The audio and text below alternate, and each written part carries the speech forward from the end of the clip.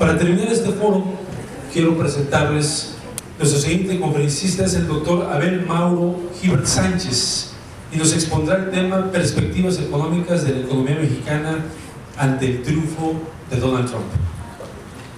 Él es economista del Instituto Tecnológico Autónomo de México, el ITAM. Obtuvo la maestría en Economía Aplicada en el Instituto Tecnológico y de Estudios Superiores de Monterrey, Campus Ciudad de México, y el doctorado en Filosofía en Administración en la EGADE Business School. Ha ocupado diversas posiciones como consultor económico en Cemex UEFA, Vector Casa de Bolsa y Grupo Pulsar Internacional. Se desempeñó como comisionado en la Comisión Federal de Telecomunicaciones y director de Economía y Desarrollo en la Escuela de Graduados en Administración Pública y Política Pública, EGAP, del Tecnológico de Monterrey. Actualmente es director de posgrado y director del Centro de Investigación Interdisciplinaria Social Aplicada en la Universidad Metropolitana de Monterrey. Además, es consultor en temas de competencia económica y regulatorios relacionados a las telecomunicaciones. Es profesor de cátedra de Organización Industrial y Teoría Política Monetaria del TEC de Monterrey, Campus Monterrey, y profesor de Gestión Empresarial, Desarrollo Regional y Estrategia en la División de Posgrado de la Universidad de Monterrey. Fue presidente del Colegio de Economistas de Nuevo León en los periodos del 2000 al 2002 y 2012 a 2013, y miembro del Consejo de Negocios del periódico El Norte y Reforma. También ha sido editorialista en diversos periódicos nacionales y locales como El Norte, Reforma, AM de León y El Financiero. Le damos la más cordial de las bienvenidas al doctor Abel Mauro Gibert Sánchez.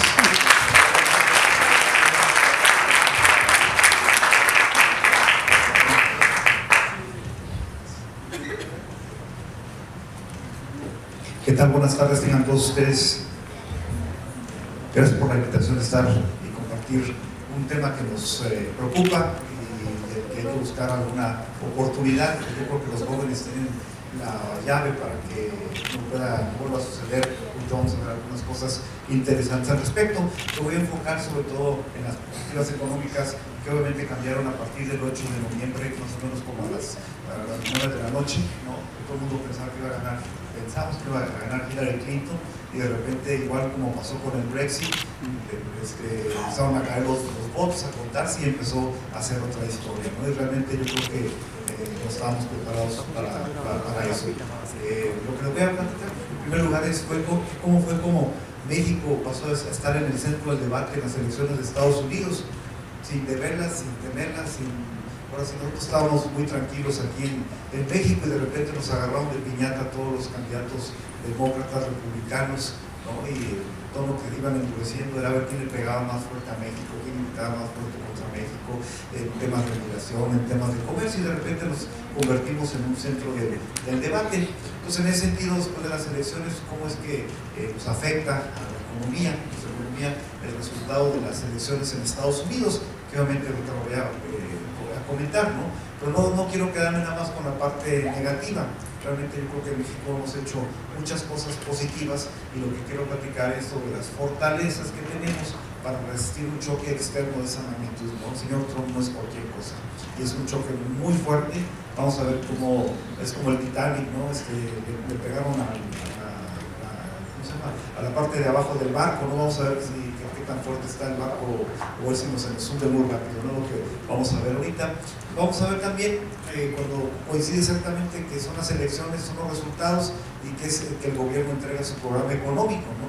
Y de repente queda desactualizado, yo creo. Vamos a ver al respecto si necesita actualizarse, yo creo que sí. Y bueno, los primeros efectos en la economía y en los mercados que ha tenido el triunfo de Trump. Y aquí la parte más importante es, uno dice, bueno, he escuchado mucho, Trump no va a cumplir las promesas, ¿no? Trump, ¿cómo se llama?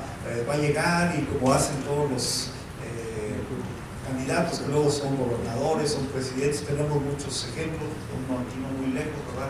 Que llegan y prometen una cosa, y de repente llegan al gobierno, y como dicen, no, es que se disciplinan ahí, les entra la congruencia, ¿no? Las aguas, ¿no? Trump no es político, ¿no? Él es otra cosa, es empresario, y él seguramente muchas de sus promesas las va a intentar cumplir.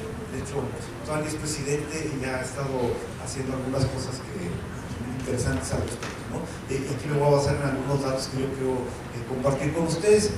Luego, por último, ¿no? Realmente aquí quiero tocar un tema, si bien no es económico, pues tiene que ver mucho con quién dirige los países en todo el mundo, cuál es el destino que podemos tener, ¿no? Los jóvenes en Reino Unido y los jóvenes en Estados Unidos se han estado quejando, dicen, es que los viejitos están decidiendo por nosotros, ¿no? Y nosotros somos muy activos políticamente, sí son activos aquí en el WhatsApp, aquí en el Facebook, ¿no? Entonces les voy a decir, eso no es suficiente, ¿no? Realmente eso hay que, pero todavía en la política, tener participación política no solo es andar mandando WhatsApp y Facebook y todo esto, ¿no? Sino hay que salir, hay que ensuciarse los zapatitos y hay que ir a votar, ¿no? En Inglaterra, en Reino Unido, los jóvenes no salieron a votar en un número tan grande como salieron los viejitos. ¿Quién decidió el futuro de los británicos? Los viejitos, ¿no? Vamos a ver ahorita. Y en Estados Unidos están fijando exactamente de lo mismo. Vamos a verlos y vamos a ver algunas conclusiones. Pero empezamos por el principio, ¿no? ¿Cómo fue que México pasó a estar en el centro de debate electoral en Estados Unidos? Quiero empezar aquí con una chica, estaba leyendo en el carro exactamente el día después de las elecciones y estaba escuchando al expresidente del gobierno español, Felipe González. Estaban haciendo una entrevista en Radio Fórmula, Pepe Cárdenas estaba haciendo una entrevista y me llamó mucho la atención, ¿no? Porque él comentaba, le preguntaban, ¿no? ¿Y cómo fue que este señor ganó? ¿Qué está pasando? ¿No? Como que ahora los políticos tienen un discurso muy diferente, ¿no? Entre más atrevido seas, entre más tonterías digas, ganas, ¿no? Tenemos, ¿cómo se llama? Ejemplos muy cercanos aquí, ¿no? Y no tan lejanos aquí, cruzando la frontera, ¿no? De repente dice, este señor no tiene ninguna congruencia con lo que dice y compiten contra políticos que supuestamente pues, tienen una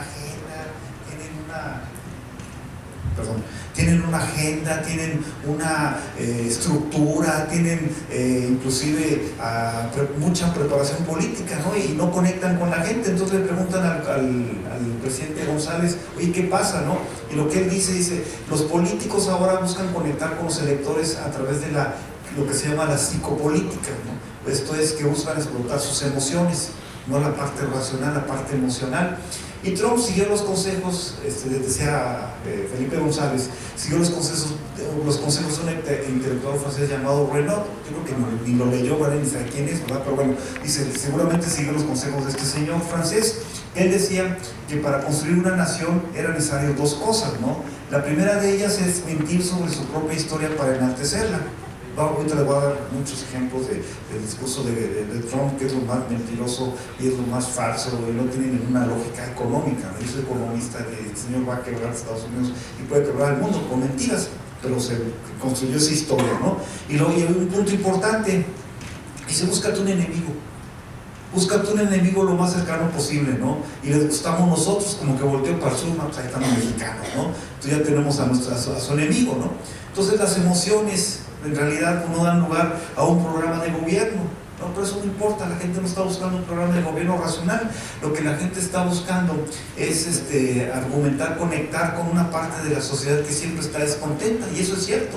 En Estados Unidos, en México, en Reino Unido, en Europa, en todas partes hay gente descontenta con el status quo, con el modelo económico, con muchas cosas, ¿no? Entonces, ¿cómo logras conectar con esa sociedad descontenta? Y lo que él dice, bueno, Trump hizo un discurso sencillo, la verdad. Ustedes, si les pregunto a ustedes si siguieron ustedes las campañas en Estados Unidos, ¿qué fue lo que Hillary Clinton ofreció? Y se quedó pensando, quién sabe, no me acuerdo, ¿no? Trump, ¿qué ofreció? No, bien fácil, voy a regresar a 11 millones de mexicanos, voy a construir un muro, voy a sacar el Tratado de Libre Comercio, voy a pelear con China, se acabó, ya, ¿no? Y eso lo repetía todos los días, le agregaba 2 o 3 cositas y ya, ¿no? Era un discurso bastante consistente.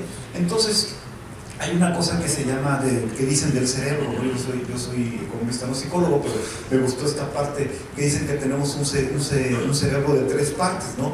Un cerebro que le llaman el neocórtex, que es el cerebro que da la parte lógica y racional, ¿no? Tenemos el cerebro límbico, que es el que administra la recepción de información y activa nuestras emociones, y tenemos el cerebro reptílico, que es el motor de instintos de poder, el que nos da la cuestión de socialización y autoestima. Hay muchos productos que cuando se venden buscan explotar en la parte reptílica, ¿no? Porque alguien trae un Rolex. Lo irracional es traer un Rolex, ¿no? Igual sales aquí afuera en Constitución y te asaltan, te lo quitan, ¿no? Pero no es la cosa del poder. Yo tengo un Rolex, ¿no? No tengo reloj, pero los que tienen un Rolex, ¿no? Yo soy poderoso porque tengo un Rolex, se van a esa parte del cerebro reptílico, ¿no? Todo lo que hay que hacer es un mensaje simple y pegador. Entonces la historia de Trump está muy sencillita, ¿no? La cuenta muy bien. Dice, Estados Unidos era grande, ¿no? ¿Qué le ha dicho él? Aparte me se volvió a decir, voy a hacer que los Estados Unidos sean grandes otra vez, ¿no? Entonces dice, Estados Unidos era grande cuando las grandes corporaciones manufactureras, General Motors, US Steel, Chrysler, todas estas, ¿verdad?, reinaban y pastaban la gran Norteamérica, ¿no? Entonces era cuando Estados Unidos era grande, es la historia que él hace, ¿no? Y dice, de repente salen países como México y China, ¿no? Que nos están robando estos empleos, ¿no? Nos están desapareciendo nuestro gran país, y aparte, dice, por si fuera poco, nos han inundado de inmigración con gente indeseable, ¿no? Ese es el discurso así, tal cual, como lo ha estado manejando Donald Trump. Y bueno, vamos a contestarlo, vamos a ver qué tan serio es lo que está diciendo el señor, ¿no? Realmente pues, hay que preguntarnos primero cómo ha evolucionado el sector manufacturero en Estados Unidos, cómo ha evolucionado el empleo en Estados Unidos. Este señor ha tenido por lo menos la curiosidad de buscar datos de empleo, datos de la producción. Alguien le ha dicho, no, ¿saben qué? Le hace falta, no es importante eso, ¿no?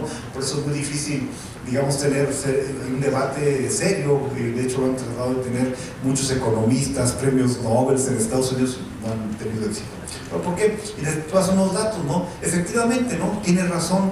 De 2000 a 2015, el sector manufacturero de los Estados Unidos ha perdido casi 5 millones de empleos. Es un dato y es cierto, ¿no? Es muy cierto. Y estos empleos, seguramente algunos se han de haber trasladado a México y a China.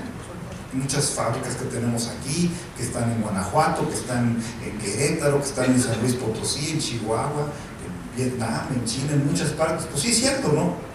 Sin embargo, lo que no le han platicado al señor es que en Estados Unidos, en el mismo periodo, se han creado 10 millones de empleos, incluyendo los 5 que se perdieron en el sector manufacturero, ¿verdad?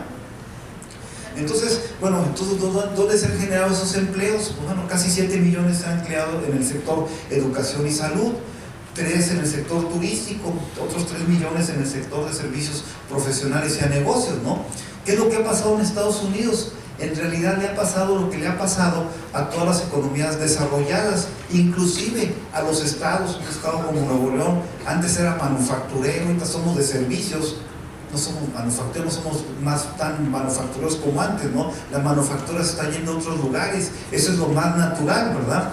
Entonces, estas economías como la norteamericana se especializan en sectores que son de mayor valor agregado, como es el caso de servicios, y envían las manufacturas sucias y contaminantes a lugares como México y China, ¿verdad? Y lo hacen, ¿por qué? No lo hacen por humanidad ni por ayudarnos, los hacen para reducir los costos laborales y poder seguir siendo competitivos. Ese es el tema como se desarrolla, ¿no? Y aquí tienen esta gráfica, ¿no? En donde pueden ver ustedes la pérdida y la ganancia de empleo en Estados Unidos en los últimos 15 años, y pueden ver ustedes que efectivamente todo el empleo que se ha perdido en el sector manufacturero se ha ganado en otros sectores de la economía, en otros sectores de la economía, ¿no? Que son de mucho mayor valor agregado, ¿no? Ese es el dato que hay que tener en cuenta, ¿no? Y otra cosa muy importante, esta gráfica es muy interesante porque ustedes pueden ver esta gráfica azul que está aquí, es la producción manufacturera de Estados Unidos. ¿Ha bajado la producción de manufacturas en Estados Unidos? No. Esa serie está desde 1980 hasta el año 2015, ¿no? Son muchos años. La línea roja es el empleo. El empleo no ha aumentado, ¿no? Entonces, ¿qué va a pasar hacia adelante? Pues seguramente la producción manufacturera va a seguir aumentando y el empleo no va a aumentar. ¿Por qué no va a aumentar? Pues porque las fábricas, las manufacturas están adoptando fuertemente muchos procesos de automatización y muchos procesos se van hacia países como México, ¿no? Entonces eso es un dato muy interesante, por eso pongo que la producción manufacturera ha crecido en los últimos 30 y tantos años 150%, mientras que el nivel de empleo ha bajado 5%, ¿no? El hecho de que se dejen de salir inversiones, plantas de Estados Unidos, como dice Trump, y se queden en Estados Unidos, eso no va a significar que necesariamente se vaya a incrementar el nivel de empleo en los Estados Unidos, ¿no? De los migrantes, vamos a ponerles numeritos, ¿no? Ya comentaba el doctor Zidane hace ratito, pues cuando un dato que debe haber visto a Trump es la balanza comercial, le habían preguntado, ¿y cuál es la balanza comercial con México? Y le dijeron, señor presidente electo, era candidato, no sé, eso es cerca de 71,000 millones de dólares, ¿no? La verdad es una cantidad bastante fuerte. Cuando empezamos el Tratado de Libre Comercio, nosotros le exportamos a Estados Unidos 50,000 millones de dólares. Ahorita le estamos exportando 380,000 millones de dólares. Le importábamos 51,000 millones de dólares, ahorita le estamos exportando 308,000 millones de dólares. Imagínense que el comercio cómo ha crecido en este tiempo. Y sí, efectivamente tenemos un superávit comercial con ellos. Y ellos tienen un déficit con nosotros, tienen un déficit con China y tienen un déficit con otros países. Aquí el problema es tomar la contabilidad así global. Ustedes, estudiantes de comercio exterior, negocios internacionales, lo deberían saber, ¿no? El hecho de que un país tenga un superávit comercial implica que otro país tiene un déficit comercial. Si nosotros juntamos todos los superávits y todos los balances comerciales y de cuenta corriente en el mundo, el saldo es cero, ¿no? Pero si un país tiene un déficit en cuenta corriente, con balanza comercial, necesariamente tiene un superávit en cuenta de capital. Los economistas, cuando vemos un déficit en cuenta corriente, decimos, este país tiene un ahorro externo, o sea, porque alguien lo tiene que pagar. ¿Quién lo paga? Los que compran bonos, los que les prestan a los países, las inversiones extranjeras que entran, ¿no? Estados Unidos tiene un superávit en cuenta de capital bestial, ¿no? Prácticamente todos los bancos centrales del mundo tenemos nuestras reservas internacionales invertidas en reservas, en bonos del Tesoro de los Estados Unidos, ¿no? Nuestros 170 y tantos mil millones de dólares que tenemos, una buena parte están invertidos en bonos del Tesoro de Estados Unidos, ¿no? El problema con Estados Unidos son los chinos, ¿no? Dicen, los chinos tienen un superávit, tenemos un déficit comercial muy fuerte con ellos, pues sí, también tienen ellos un superávit en cuenta de capital muy fuerte con chinos, que poniéndole otro nombrecito, se llama deuda. Los chinos son los principales acreedores de los norteamericanos. Eso tampoco se lo han explicado el señor Trump. Ayer tuvo la mala puntada de hacer una llamada muy inocente a la presidenta de Taiwán. Mejor el doctor Zidane nos hubiera explicado bien esa parte, ¿no? Hay dos cosas que enfurecen a los chinos. Dos. Una, que invites al Dalai Lama. Y otra, que reconozcas o que voltees a ver siquiera a Taiwán. O sea, esas dos cosas los vuelven locos, ¿no? La llamada de ayer puso muy molesto a los chinos. Entonces yo quiero ver una negociación, ¿verdad?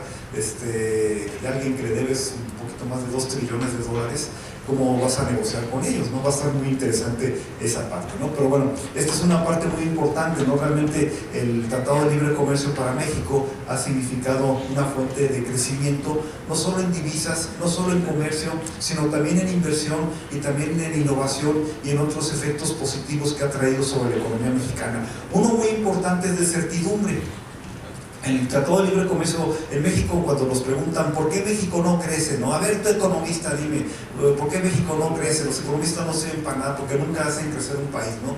Y cuando uno dice, oye, y si empezamos por tener instituciones sólidas, y si empezamos por tener un respeto al Estado de Derecho, ¿no? Y si empezamos por fomentar la educación, no, si antes me está saliendo por la tangente, ¿no? Pues esas son las bases del crecimiento.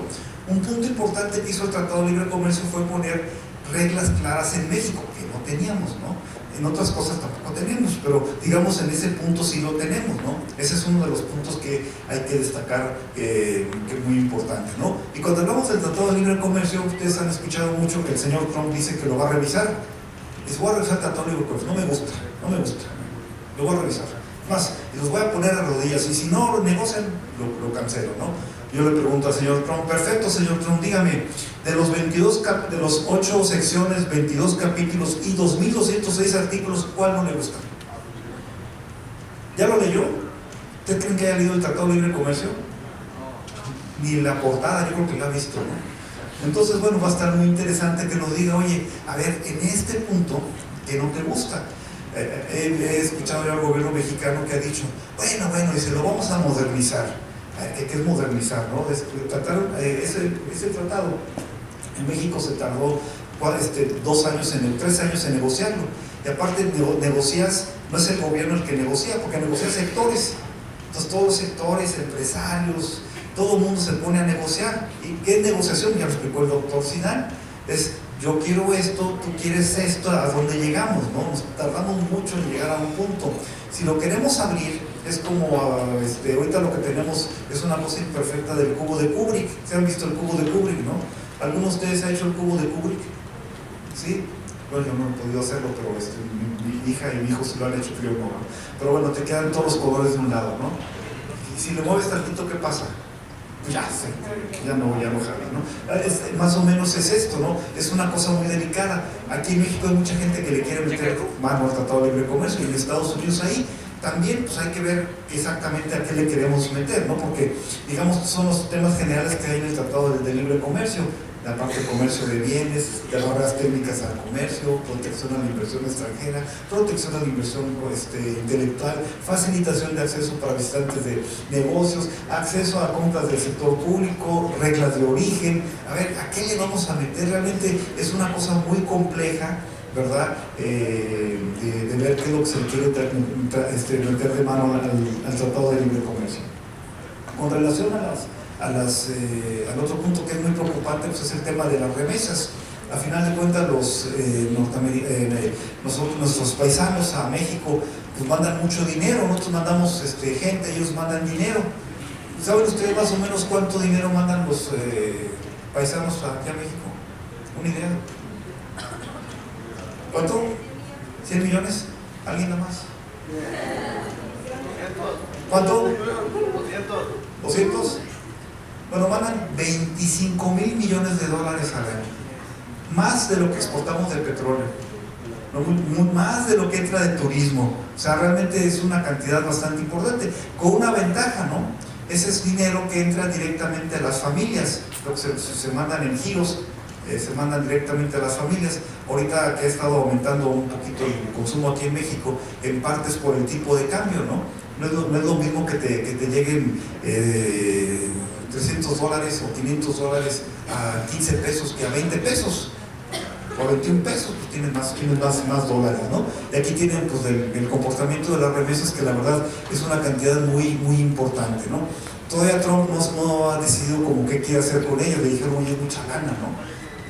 Le quiere poner un impuesto a las empresas que quieren, que mandan las remesas para acá. Pues la verdad, quién sabe qué vaya a hacer y cómo vaya a reaccionar, porque seguramente mucha gente, si a través de, te van a confiscar estas remesas porque dice que quiere construir con eso el muro, ¿cómo la va a mandar? ¿No? ¿Cómo van a mandar a la gente el dinero? Pues en cartita, como la hacían hace otro tiempo, ¿no? Siempre hay manera de darle vuelta a esto, ¿no?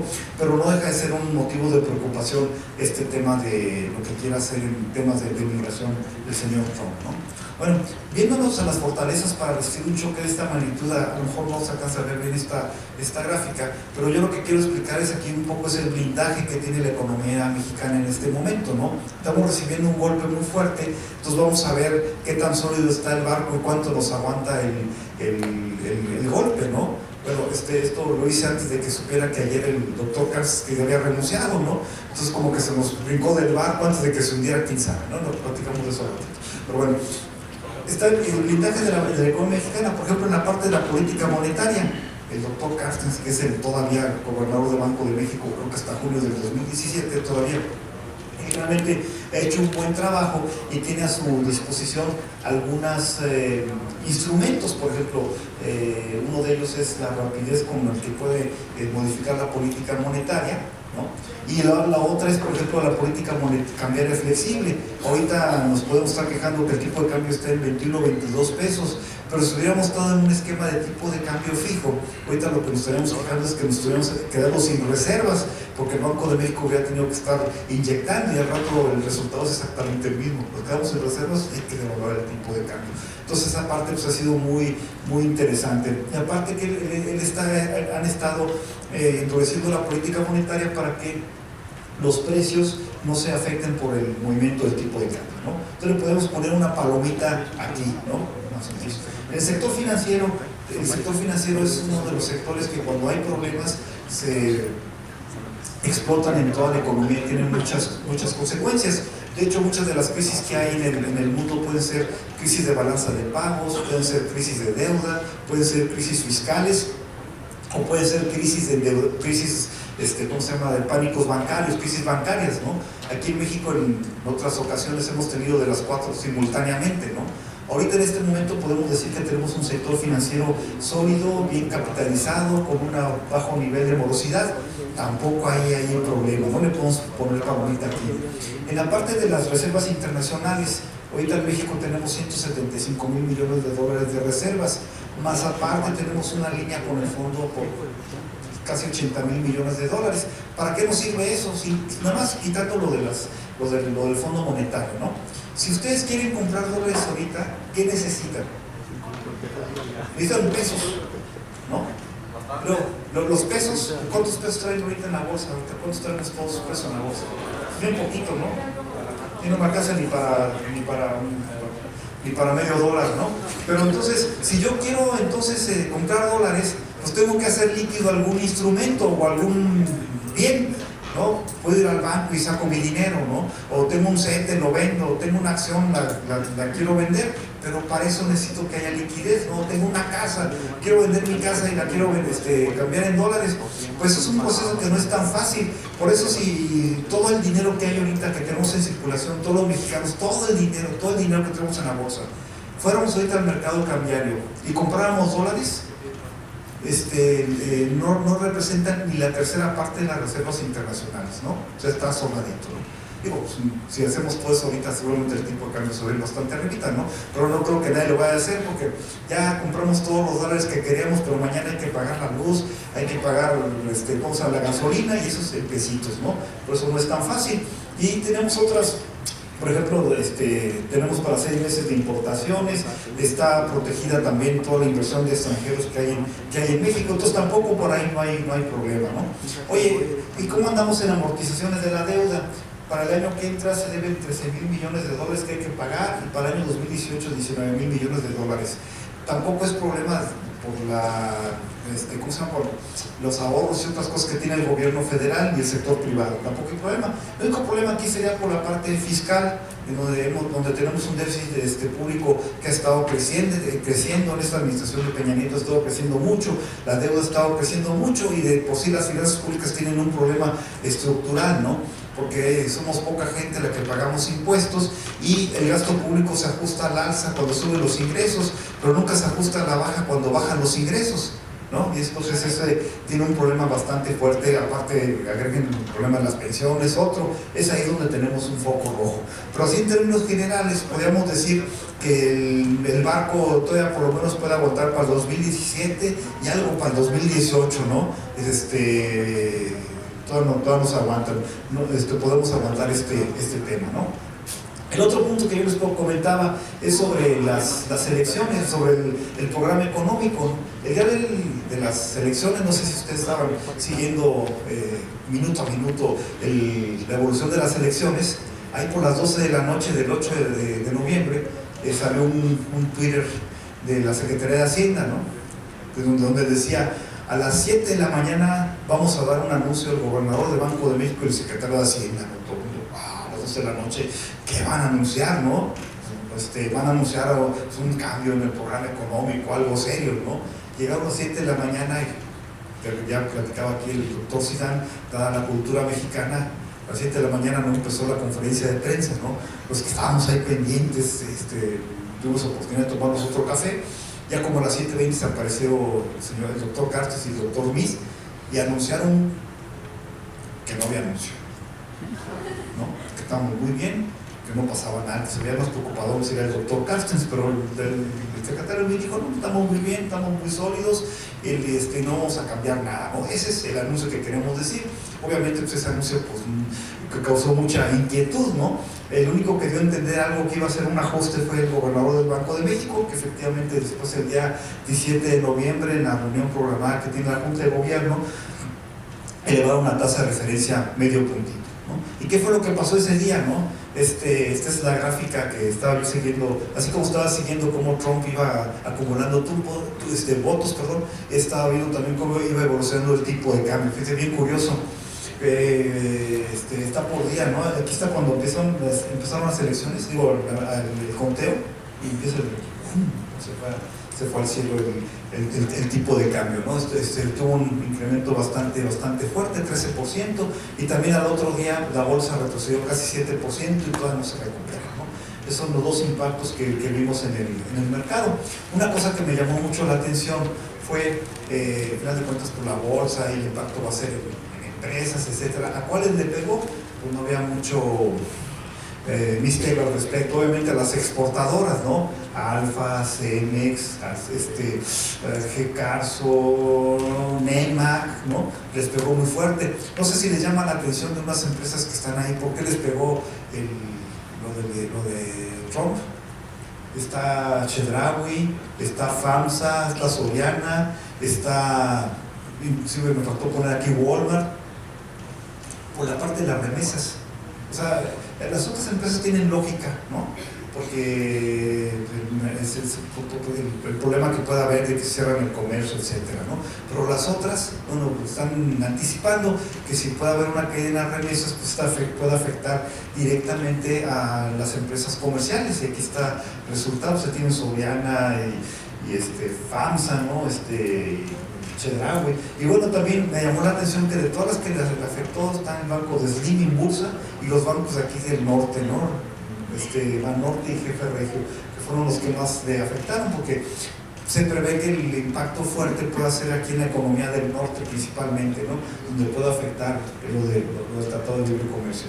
Otro motivo, ¿no? El motivo de que en Estados Unidos probablemente la vayan a subir, más el efecto Trump, más el efecto Carstens, ¿no? Que también hay que tomarlo un poquito en cuenta. Seguramente van a volver a subir la tasa, a subir la tasa y con la idea de aminorar la volatilidad en el tipo de cambio, ¿no? Y evitar que ya lo estamos viendo, que la depreciación se traspase a los precios, ¿no? Esto ya está pasando y cosas muy muy interesantes, ¿no? No sé si han recibido ustedes en su casa la propaganda, por ejemplo, de Costco. Viene la propaganda, entonces uno empieza a ver los productos que venden ahí y ya no dicen, a ver, esta tele cuesta tanto, dice, esta tele si la compras tiene un descuento de un bono de no sé cuánto, ¿no? No te ponen el precio, porque no te ponen el precio, pues ya empiezan a tener problemas ellos para poder poner un precio en la lista de precios, ¿no? También en la lista que vende la vinoteca, cuando también ahorita en el norte la distribuyen en el periódico, tampoco ya ponen precios de nada, ¿no? Nada más acércate, está muy rico el vino y está muy rica el whisky, pero no, ya no te ponen el precio, ¿no? Dense una vuelta a H-E-B, la sección de vinos y está también bastante carito. Y otras cosas que han estado subiendo de precio, ¿no? Y hay que agregarle que esta semana, no sé si ustedes vieron el anuncio, que se anunció que se iba a incrementar el salario en 10%, ¿no? Es la primera vez que se eleva el salario en tal magnitud. Desde el 2000 no se incrementaba en esa magnitud. ¿Es buena noticia? Pues sí, para los asalariados, ¿no? Es mala y para los que ganan salario mínimo, pero pues hay que ver si esto tampoco después se refleja en precios, ¿no? Como que no, el timing en esa decisión no fue tan válido, ¿no? Pero bueno, lo que sí es cierto es de que el programa económico que presentó el gobierno antes del 8 de noviembre no es válido. Esto es lo que ellos suponían, ¿no? Para el 2017 un tipo de cambio de 18 pesos, un crecimiento económico de entre 2 y 3%, una tasa de interés de 5.3% y que iban a gastar 4.8 miles de millones de pesos, ¿no? Luego ya saben que los diputados hacen revisión del programa, ellos son muy ingeniosos. Ellos dicen, falta lana, pues mira, súbele al Excel, súbele al precio del petróleo, súbele al tipo de cambio y le sale más dinero, así, ¡wow! ¿No? Bueno, ya le salió más dinero. les dieron 100,000 millones de pesos más, bien ingeniosos, ¿verdad? Les subieron el tipo de cambio, dejaron el mismo crecimiento y la misma tasa de interés, ¿no? Bueno, ahorita, al día de ayer, pues el tipo de cambio está en 20.61, ha estado un poquito más alto, pero pues ya no está en esos valores, ¿no? A ver, ¿quién en su sano juicio puede apostarle a que el tipo de cambio va a estar en 18 pesos para el año 2017? Es tan arriesgado como apostar que mi León, yo le voy a León, le va a ganar a los Tigres hoy en la noche. Está difícil, ¿no? No imposible, pero está difícil, ¿verdad? Ya se revisó el crecimiento económico, ya está en 1.7%. ¿Qué significa este número? Que el gobierno va a recaudar menos impuestos, vamos a tener menos dinero, menos salarios para pagar impuesto sobre la renta, las empresas van a tener menos utilidades para pagar impuesto sobre la renta, vamos a poder comprar menos y el gobierno va a recaudar menos del IVA, ¿no? Y la tasa de interés, que es la proyección que les voy a enseñar, está en un punto arriba de como se estaba pensando. ¿Qué significa esto? Pues que el costo financiero del gobierno también va a aumentar de manera considerable, ¿no? Y no le ajustaron al presupuesto. Obviamente que hay que esperar que para el año que entra venga pues un fuerte ajuste también al presupuesto, porque si no, esto va a causar mucho más inestabilidad de todo tipo. Este cuadrito, además, lo pegué tal cual salió de Banco de México ayer, y ustedes pueden ver una cosa muy, muy interesante. Ellos hacen, Banco de México hace una encuesta con especialistas en economía en todo el país cada mes. Es una encuesta que vale mucho la pena estar siguiendo. Ahí uno ve cómo esperan el crecimiento, la inflación, tipo de cambio, ¿no? Muy, muy interesante esta información. Lo más relevante es que esto es lo que esperan, digamos, esto es lo que esperaban en octubre y esto es lo que esperaban en noviembre. Entonces, en octubre, antes de las elecciones de Estados Unidos, esperaban que este año la economía cerrara en 2%. El año que entra en 2.26%. La revisión que acaban de hacer para el año que entra es a un crecimiento de 1.7%, es una diferencia de 0.5%. Es la mayor revisión a la baja que se ha hecho de un crecimiento económico en México, yo creo que desde que se publica esta encuesta, porque siempre van así de poquito en poquito. Ahorita fue una baja bastante fuerte, ¿no? La inflación, se espera también un crecimiento bastante importante. Hay que resaltar que la meta que tiene el Banco de México es de 3%, más o menos 1%, ahorita va a estar arriba de esa meta, ¿no? La tasa de interés también muy alta, y el tipo de cambio, pues obviamente lo ven sobre cerca de los 21 pesos para el año que entra, ¿no? Esos son los datos importantes que obviamente les estoy mostrando que está cambiando fuertemente el entorno económico. Esta si no se ve, pero se las platico, ¿no?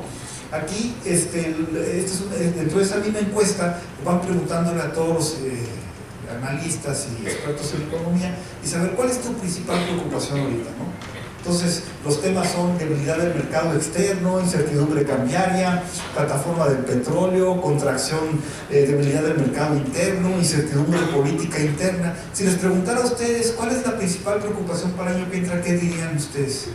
¿Cuál sería? Mercado interno, externo, inseguridad. ¿Qué dirían? ¿Cuál sería su principal preocupación? ¿Mande? La inseguridad. Fíjense, vamos a preguntar la inseguridad. La inseguridad, el problema de inseguridad pública, nada más el 6% de las respuestas cuestión de seguridad pública, ¿no? Está concentrado sobre la parte externa. Les preocupa más lo que vaya a pasar en el exterior que la parte de inseguridad. En otras ocasiones la parte de inseguridad era muy alta, ¿no? En 2015, si hubieran visto esta gráfica en el 2010, 2009, bueno, era elevadísima, ¿no? Bueno, la mayor parte de la preocupación está en la parte del entorno externo y obviamente la incertidumbre cambiaria, ¿no? Esa es donde está la principal preocupación. Y bueno, ya con respecto a sobre si Trump va a cumplir las promesas, esto fue del exit polls que salió por parte del New York Times después de las elecciones, y está una cosa muy importante porque le preguntan a los americanos: ¿cuál es el principal problema que hay para ti? Obviamente están los que votaron por Trump y los que votaron por Hillary Clinton. Por los que votaron por Hillary Clinton, el problema más importante era la política exterior. Para los que votaron por Trump, que fueron los que ganaron, era la inmigración, ¿no? Pues domina ese tema, ¿no? Los efectos del comercio con otros países en los empleos con Estados Unidos. Los que votaron por Trump, el 65% dicen que los empleos se van para afuera. Esos fueron que ganaron, ¿eh? ¿cómo se llama? Los que votaron por Clinton piensan que crea más empleos, ¿no? ¿Qué deberíamos hacer con respecto a los inmigrantes ilegales, ¿no? Los que votaron por Clinton decían, oye, pues vamos a hacerlos legales, ¿no? Los que votaron por Trump son más determinantes, vamos a echar para afuera, ¿no? Vamos a deportarlos, aquí está, ¿no? Y bueno, y aquí la otra dice, oye, ¿cómo ves tú de que apoyas o no apoyas que se construya un muro con México, ¿no? Los que votaron por Clinton, ¿cómo se llama? Por Clinton, únicamente el 10% lo apoyaban, y los que votaron por Trump, casi el 90% ya quieren que se haga un muro, ¿no? Entonces, esto se los pongo porque es el mandato que él va a sentir y va a estar muy tentado a estar intentando cumplir con sus promesas de campaña, ¿no? Ahora, ¿quién pierde si muere el TLC? Este cuadrito está muy interesante, este mapa, porque está por estado cuántos empleos puede perder Estados Unidos si se cancela el Tratado de Libre Comercio, ¿no? Y hablando de dependencia, por ejemplo, me llamó la atención este caso, este es el estado de Kansas. El estado de Kansas, el 99% del maíz que exporta, ¿a dónde creen que lo exporta? A México. Es decir, hay muchas industrias en donde realmente habría una pérdida de empleos muy importante, ¿no? Estamos hablando de muchos miles de empleos que estarían perdiendo los Estados Unidos si se cancela el Tratado de Libre Comercio, ¿no? Entonces esto es muy importante que se tenga en cuenta, porque ya cuando lleguen a parte de las negociaciones es ahí donde puede estar un poco más la congruencia y la racionalidad en este tipo de sectores, porque el tratado hay que verlo así por sectores, ¿no? Ahora, ya para concluir, ¿no? ¿Cuál es la importancia de la participación de los jóvenes en la política? Mucha gente se queja de Trump, ganó Trump, los jóvenes allá en Estados Unidos están haciendo manifestaciones en Nueva York, en San Francisco y en muchas ciudades, ¿no? Y cuando se les preguntó, ¿y pero fuiste a votar? No tenía tiempo, no pude, etcétera, ¿no? Y aquí, por ejemplo, está por segmento de edad los que tienen 18 a 24 años y los de 65 más, ¿no? Los que tienen 18 a 24 años, únicamente del 100% de los votantes, el 10% votó en ese segmento de edad. Están empezando que están ustedes en ese rango, ¿no? Los de 25 a 29, únicamente el 9%. Pues, ¿quién fue a votar? Los viejitos, ¿no? De aquí estoy yo, del 30%, de aquí están de 65 más, ahí no estoy yo, pero si se fijan, el 45% de los que salieron a votar fueron gente grande. Y ya si ustedes ven los demográficos de la gente que votó, que el blanco, caucásico, sin educación y no sé qué, pues fue el que votó, fue el que salió a votar, fue con el que se conectó, ¿no? Los jóvenes, efectivamente, los pocos que salieron a votar, fueron a votar por Clinton que por Trump. Sin embargo, distribuyeron mucho el voto entre los dos otros candidatos que se dieron como opción. Y de los que salieron a votar, principalmente la mayor parte votó por Donald Trump, ¿no? Por eso es muy importante, ¿verdad?, la participación de los jóvenes en política, ¿no? Hay que salir a votar, hay que comprometerse en ese tema. Y también está el tema del Brexit, ¿no? En el tema del Brexit yo he escuchado a muchos británicos que se quejan y dicen, es que los viejitos decidieron por nosotros, los viejitos que ya se van a morir, ¿por qué nos quieren separar de Europa, ¿no? Para un joven, el tener un pasaporte europeo les abre muchas oportunidades, ¿no?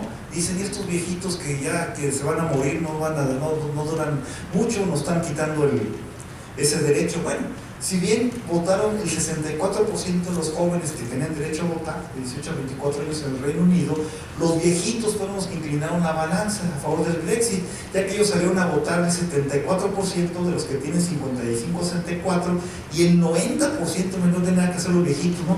Salieron a votar, ¿no? No tenían que hacer, fueron a votar, ¿no? Y realmente aquí lo que estamos viendo es que la apatía por participar en política lo que está llevando a que en estos dos procesos electorales pues sean las personas mayores los que decidan su futuro. Por eso es muy importante que ustedes, que todos estemos muy más involucrados en la parte electoral, ¿no? Bueno, ya como conclusiones, pues el inesperado triunfo de Trump ha implicado un shock a la economía mexicana, hay que verlo de esta manera, ¿no? la revisión del Tratado de Libre Comercio pues, está introduciendo incertidumbre sobre el futuro de la economía mexicana, y tanto en el TLC como en la parte migratoria, ¿no? El hecho de que no haya habido una respuesta inmediata por parte de las autoridades económicas, pues nos demuestra que no tenían plan B, ¿no? Siempre hay que tener plan A y plan B, eso se los enseñan en la escuela, en escenarios, ¿no? No, aquí no había escenario. Le pasó como al Titanic, ¿no? Chocó el Titanic, oye, ¿qué escenario tenemos? Pues ninguno, el barco se hunde en una hora y ni tenemos botes, ¿no? Ese no había escenario, ¿no? Obviamente, pues debe ajustarse el programa económico para el 2017. El 2017 pues va a ser el año de menor crecimiento en el sexenio de Peña Nieto, que de por sí ya ha tenido años de muy malos crecimientos en este año, ¿no? Y por eso es muy importante para los jóvenes, cuando ahorita estamos entrando al año 2017, vamos a entrar al 2018, ya ven que aquí en México siempre andamos en elecciones, ¿no? Todos los años hay elecciones aquí en México, más que las del 2018 son las más importantes, son las presidenciales, ¿no? Y de los candidatos que hay, pues la verdad, pues hay que estudiar bien, hay que ver sus perfiles, todo, pero lo más importante es no quedarnos estáticos y realmente participar. Participar en política no es un ejercicio virtual de la red, en la nube, no se queda uno en la nube, no es ese, ¿no? Hay que salir a ensuciarse los zapatitos y estar unos segundos a solas con la urna, ¿no? En lugar de estar con el celular tomándose una selfie, ¿no? Y por eso en la elección presidencial es muy importante que participen, ¿no? Nada, faltaba una frasecita al final, abajo, pues se las digo, no dejen que los viejitos sean los que decidamos su futuro, ¿no? Les agradezco mucho, muchas gracias.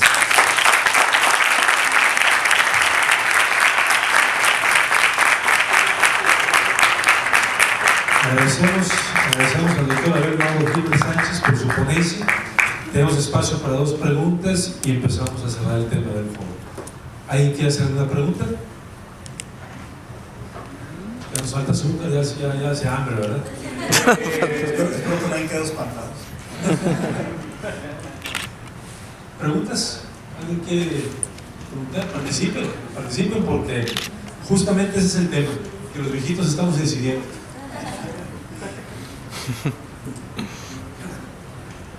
Gracias. Mencionaba un ajuste que se debería de hacer por parte de las autoridades económicas. ¿Qué ajustes propondría usted o qué cambios debería de haber en las predicciones o en la postura que tiene México para afrontar este evento tan inesperado?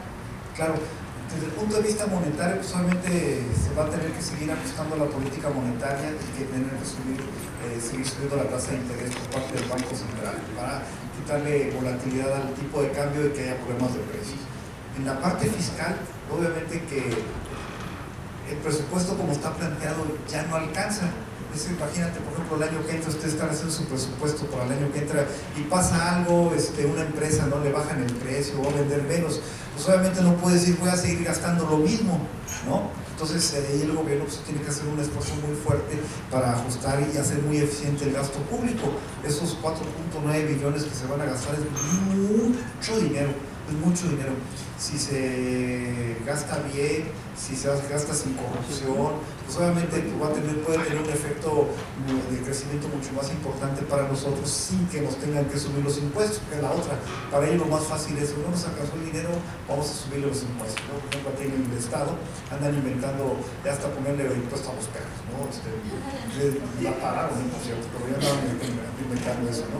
No es el caso, siempre hay que hacer eficiencias. Y obviamente en la parte productiva, en la parte de comercio, pues sí, salirnos de toda la economía mexicana, y eso no nada más es labor del gobierno, de política pública, de las empresas, principalmente, de salirse de la zona de confort que nos otorgó el Tratado de Libre Comercio en los últimos 25 años.